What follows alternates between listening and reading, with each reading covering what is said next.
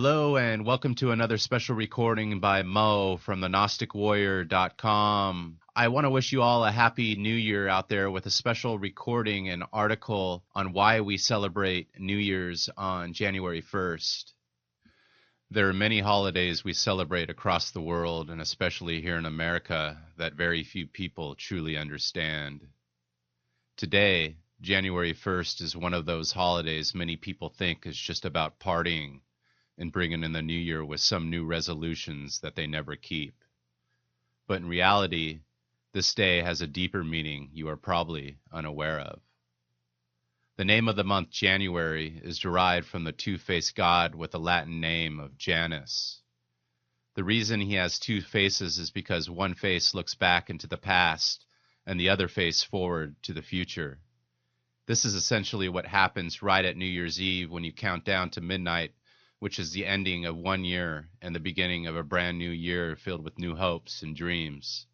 A time to put an end to the past year, which is now old, and begin fresh with a new year. To the ancient pagans and the Greeks, he was their custodian of the key to the temple of wisdom.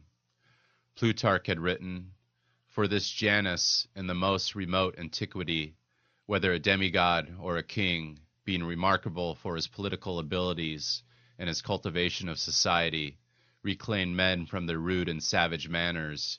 He is therefore represented with two faces, as having altered the former state of the world and given quite a new turn to life." The Greek historian and geographer Strabo had said the original worship of Janus had come from the priesthood of the Caretes of Crete, who were accustomed to celebrate annually the rites of Juno and Latona and Solstices. The Roman advocate and Christian apologist Minucius Felix had said Saturn fled from Crete to Italy and was received hospitably by Janus. Out of gratitude, since he was Greek of culture, he taught the rude and uncivilized Italians many things, among them to write, to coin money, and to make tools.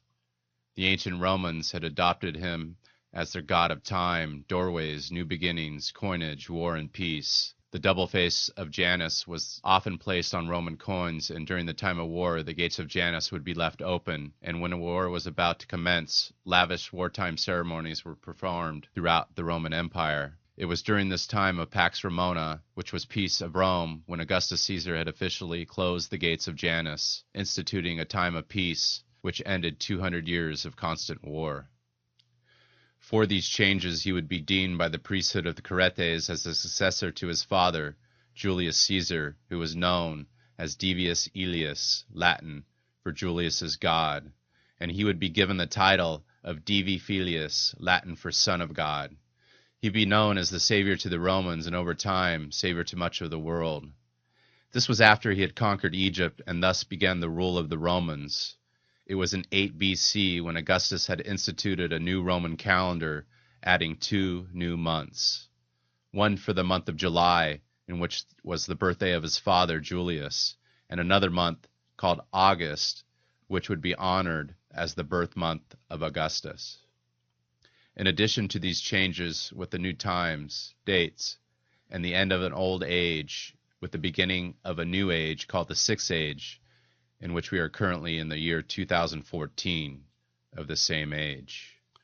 Saint Bede, the father of English history and the doctor of the church, had written in his biographical writings and letters, "In the 42nd year of Augustus Caesar, in the 27th from the death of Antony and Cleopatra, when Egypt became a Roman province, in the 3rd year of the 193rd Olympiad, and in the 752nd from the building of the city, in the year when all the commotions of the nations were stilled throughout the whole world, and by the appointment of God, Caesar had established real and durable tranquility, Jesus Christ, consecrated by his advent of the Sixth Age of the world."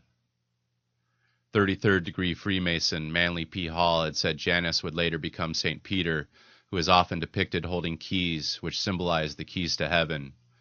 To mark the beginning of this age, we know St. Peter was crucified upside down.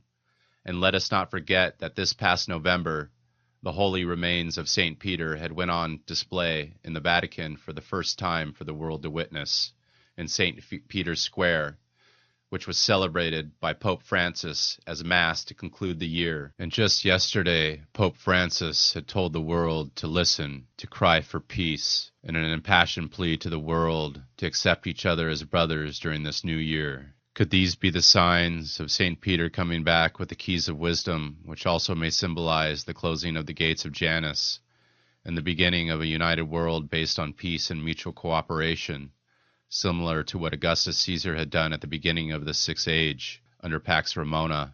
I will leave these questions for you to ponder as we step into this new year of 2014. Okay, that concludes this special recording for the new year. And if you'd like to see links and show notes, please go to gnosticwarrior.com/new-year.